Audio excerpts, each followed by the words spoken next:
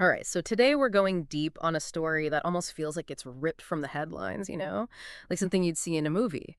We're talking about a court case in Nigeria, and get this. There are alleged threats against top security officials, and cryptocurrency is somehow at the heart of it all. Oh, wow. Yeah, pretty wild stuff. Our main source for this deep dive is an article from Vanguard News. It was published on December 31st, 2024, so pretty recent. And the big question we're grappling with today is, can we actually stop terrorism financing in this age of cryptocurrency? I mean, it's definitely a question on a lot of people's minds, and I think this case really underscores how technology, things like cryptocurrency, are just changing the landscape of everything. Absolutely. And to give you a sense of what we're dealing with here, the article centers on a decision to freeze 24 bank accounts. The suspicion is that these accounts are tied to terrorism financing. And the court has given the EFCC, which is Nigeria's Economic and Financial Crimes Commission, 90 days to investigate. 90 days. Yeah. So that's kind of the clock that's ticking. But where does cryptocurrency even fit into this whole picture? Well, and this is where things get interesting. The investigator in the case, they're claiming that these virtual platforms, the ones where you exchange cryptocurrency, are being used to, get this, manipulate the Naira and launder money. The Naira, so the Nigerian currency. Exactly. Wow. So potentially obscuring the source of funds that could be used for, well, terrorism. It's a big concern.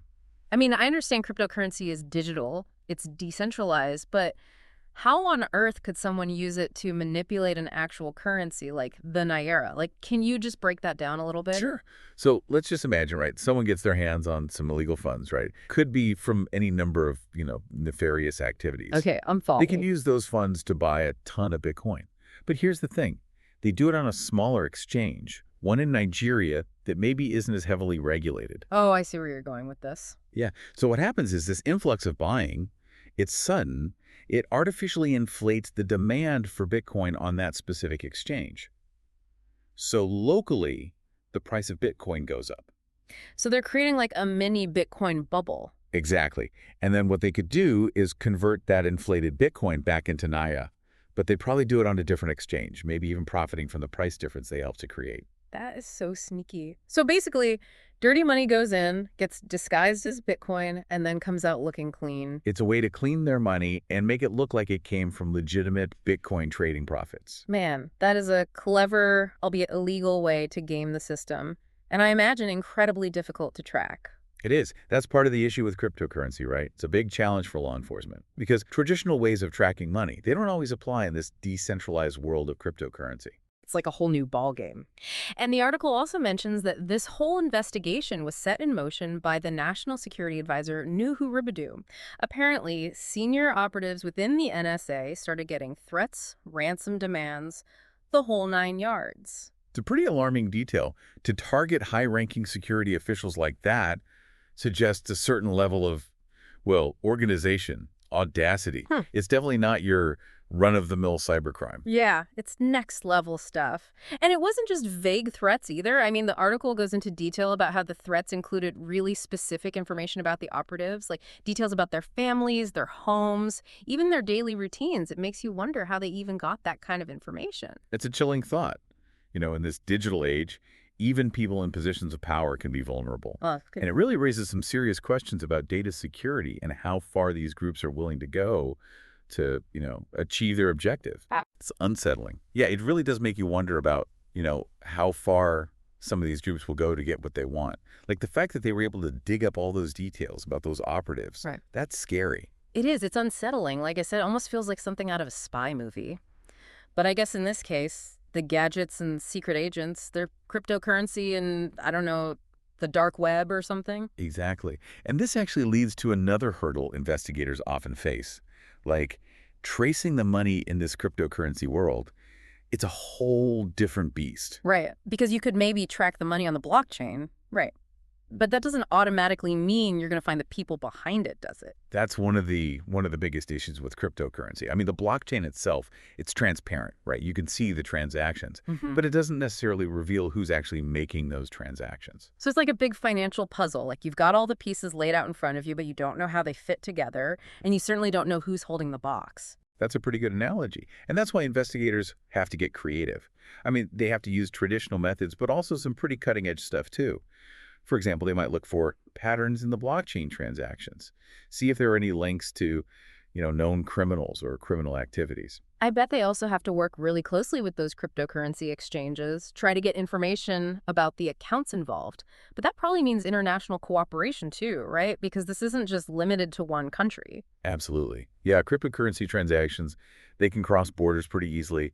So jurisdiction, that can be a real headache. Investigators might have to, team up with law enforcement in other countries, and that can be slow, it can be complicated. And it's not just about following the money, right? It's about building a solid legal case. And I imagine getting warrants and stuff for cryptocurrency investigations, that's got to be a legal nightmare. Yet the whole legal side of cryptocurrency, it's still kind of a wild west. I mean, law enforcement, they're trying to figure out how to apply existing laws to this new technology. Hmm. And courts, well, they're still figuring out how to handle evidence that's, related to cryptocurrency. So it sounds like investigators are walking a pretty fine line, trying to stay ahead of the criminals while also making sure everything they do is by the book. It's a tough job, for sure. But that's why these cases, like this one in Nigeria, they're so important. Because they can set precedents, They can help shape how we regulate cryptocurrency moving forward. Right. Speaking of this case, the article mentioned the EFCC has 90 days to finish the investigation. So what happens after that? What are the possible outcomes? Well, if they find enough evidence, solid evidence, that those frozen accounts are tied to terrorism financing, then they could bring criminal charges against the individuals involved. We could be talking about charges for terrorism financing, money laundering, all kinds of financial crimes. And what about the money, the assets that are frozen in those accounts? What happens to that? Well, if those individuals are found guilty, the government could seize those assets. Yeah. Basically say, this is money that was made through criminal activity, so it's ours now. That would cut off a potential source of funding for terrorist groups. So, yeah, big implications here. The outcome of this investigation, it could really change things, not just in Nigeria, but globally. I mean, this could affect how we fight terrorism financing everywhere. Absolutely. This case, it could set a precedent. And law enforcement agencies around the world, they're watching this. It could change how they approach cryptocurrency-related crimes. It's crazy how this one case in Nigeria has brought to light so many issues. I mean, we're talking about cryptocurrency, financial crime, national security. It really shows you how connected everything is, right? For better or worse. It does. It really underscores the need for, a global response to all of this. Yeah. And we need countries to work together. We need innovative ways to investigate these crimes. And we need laws that can keep up with all the new technology that's coming out all the time. Okay, so we've gone pretty deep on this court case in Nigeria, where cryptocurrency might be tied to terrorism financing. But I think a lot of people listening are probably wondering, so what? What does this all mean? Like, should we be worried about the future of cryptocurrency? I get it. I mean, it's natural to have some concerns after hearing all of this. But honestly, I wouldn't say we need to panic. I think the big takeaway here is just, be informed. Be aware of the potential risks. So we're not saying cryptocurrency is bad. It's more like any tool can be used for good or bad, right? Exactly. I mean, think about it. Cryptocurrency has the potential to, revolutionize finance, give people more control over their money, create new opportunities. But it also, opens up these new challenges when it comes to stopping criminal activity. Right. So what can we actually do about those challenges? Is it as simple as just, making stricter regulations? Regulations, yeah, they're definitely part of it. I think we need stronger know your customer rules, KYC, and also stronger anti-money laundering AML regulations for these cryptocurrency exchanges. Yeah. That could help stop them from being used for, illegal stuff like money laundering or terrorism financing. So basically making sure the exchanges are actually checking who their users are and watching out for anything suspicious. But isn't that tricky? Because you've got to balance security with privacy, right? A lot of people who use cryptocurrency, they value their privacy. It's a tough one. It's finding that sweet spot. How do you protect people's privacy, the legitimate users, while also making it harder for the bad guys to exploit the system? I mean, maybe we need to explore some new technologies, things that can increase transparency on the blockchain, but without revealing anyone's personal information. I mean, there are things like zero-knowledge proofs, right? Or other privacy-focused technologies. But wouldn't that require, everyone to get on board, like a global effort because Yeah. cryptocurrency, it's not limited by borders. Yeah, for sure. We need countries to work together. Hmm. We need international cooperation to make this work. We need everyone on the same page when it comes to regulating cryptocurrency, like Hmm. sharing information, having the same rules, working together to fight cybercrime, all that. It sounds like we need to really rethink how we view financial security. I mean, it's not just about protecting my bank account anymore. It's about protecting this whole global financial system, right? And it's all becoming more and more digital. Exactly. And this case in Nigeria, it's like a small example of a much bigger problem. As the world gets more digital, the lines between, real world crime and online crime, they're getting blurred. We got to adapt. We need new laws, new ways to investigate, and honestly, we need to change how we think about all of this. It's a lot, for sure. But I think the most important thing for our listeners to remember is the more you know, the better. The more we understand about cryptocurrency, the better equipped we'll be to handle the risks and, take advantage of the potential benefits. Absolutely. We need to educate ourselves. The more we learn about how cryptocurrency works, the more we can push for responsible development and regulation.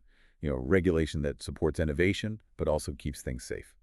Well, we've covered a lot of ground today. We talked about, the potential dangers of cryptocurrency, how tough it is to fight financial crime in this digital age, and how important it is for countries to work together on this. It's definitely a complicated issue, and it's always changing, but it's something we all need to pay attention to. Absolutely. Hmm. And remember, this is just one piece of the puzzle. Cryptocurrency, it's always evolving. So we need to stay informed, stay engaged, and make sure the future of cryptocurrency is a good one. Couldn't have said it better myself. Thank you for joining us on this deep dive into the world of terrorism financing and cryptocurrency. We hope you learned something new today, maybe even had your curiosity piqued a little bit. And until next time, keep exploring, keep learning, and keep diving deep.